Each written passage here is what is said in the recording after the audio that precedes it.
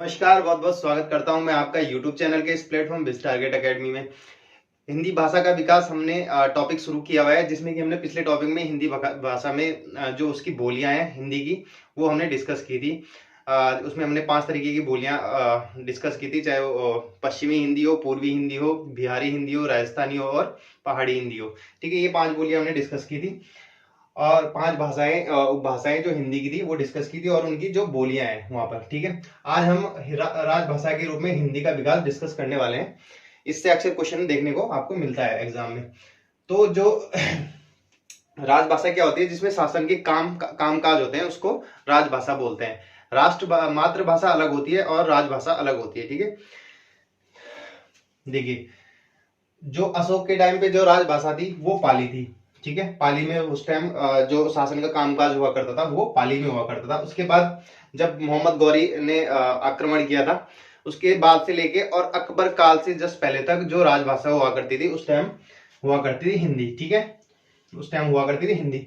उसके बाद अकबर ने अकबर का जब वो भू राजस्व जो लेखा जोखा रखता था वो टोडरमल, तो उसने राजभाषा का किसको घोषित कर दिया था? फारसी को। यानी कि अकबर के बाद राजभाषा क्या हो चुकी थी? फारसी हो चुकी थी। कब तक रही? 1833 ईस्वी तक, जब तक इस टाइम विलियम बेंटिक थे। ठीक है, तो विलियम बेंटिक तक के शासनकाल में 1833 तक ये जीवित रहती है फारसी भाषा। लेकिन उसके बाद जो विलियम बेंटिक के शासनकाल में जो विधि लॉ कानून होता है, यानी कि जो लॉर्ड मैकाले होता है, वो भाषा को चिन्ह करके क्या कर देता है? अंग्रेजी। और ब्रिटिश शासनकाल में जो राजभाषा रहती है वो अंग्रेजी रहती है। अब बात करते हैं क्योंकि 1947 में तो अंग्रेज चले गए थे और 1949 तक ऐसे ही रहता है। उसके बाद हिंदी को राजभाषा का दर्जा मिलता है। तो अगर जो पहला प्रयास करें जो हिंदी को राजभाषा के रूप में देने का प्रयास किया था, वो मदन मोहन मालवीय ने किया था 1901 में। कहाँ पे किया था? यानी कि यूनाइटेड प्रोविंस, यानी कि जो उत्तर प्रदेश वाला जो क्षेत्र है, वहां पर एक क्षेत्रीय जो कचहरी थी, वहां पर हिंदी को इसका दर्जा दिलाया था। यानी जो कचहरी में था, कामकाज होना था, वहां पे उर्दू में होता था, तो हिंदी को भी वहां पर मान्यता दी गई थी। ठीक है, तो इस तरीके से ये पॉइंट इतना इंपॉर्टेंट नहीं है, आप देख लेना।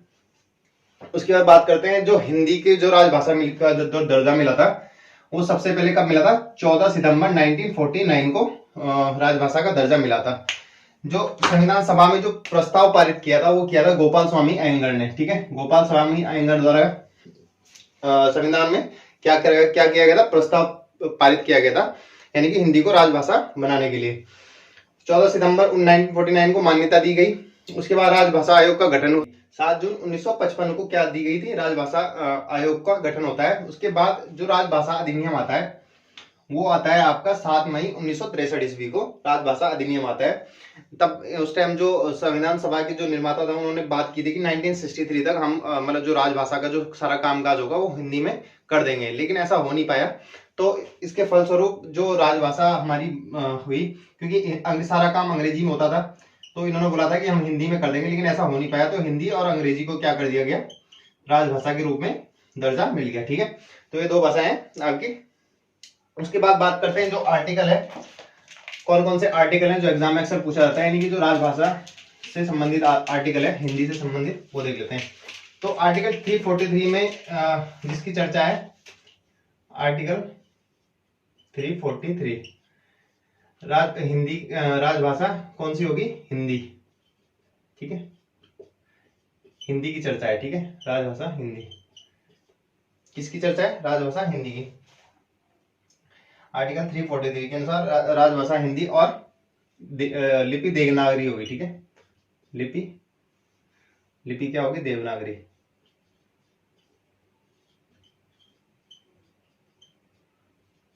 ठीक है, उसके बाद आर्टिकल 344 राजभाषा आयोग का गठन। राजभाषा आयोग की चर्चा है इसमें।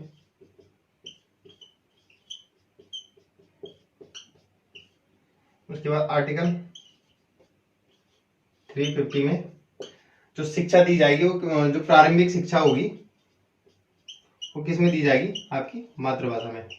प्रारंभिक शिक्षा किस में दी जाएगी? मातृभाषा में।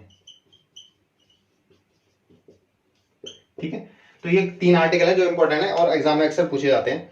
आर्टिकल 343 राजभाषा के रूप में हिंदी और उस लिपि देवनागरी लिपि। आर्टिकल 344 राजभाषा आयोग। और 350 में जो मातृभाषा में जो शिक्षा दी जाती है, प्रारंभिक शिक्षा जो दी जाएगी वो किसमें, मातृभाषा में दी जाएगी। चलिए इस क्लास में इतना ही है और नेक्स्ट क्लास में हम देवनागरी लिपि देखेंगे। तो इस क्लास को यहीं समाप्त करते हैं, मिलते हैं नेक्स्ट क्लास में, तब तक के लिए धन्यवाद।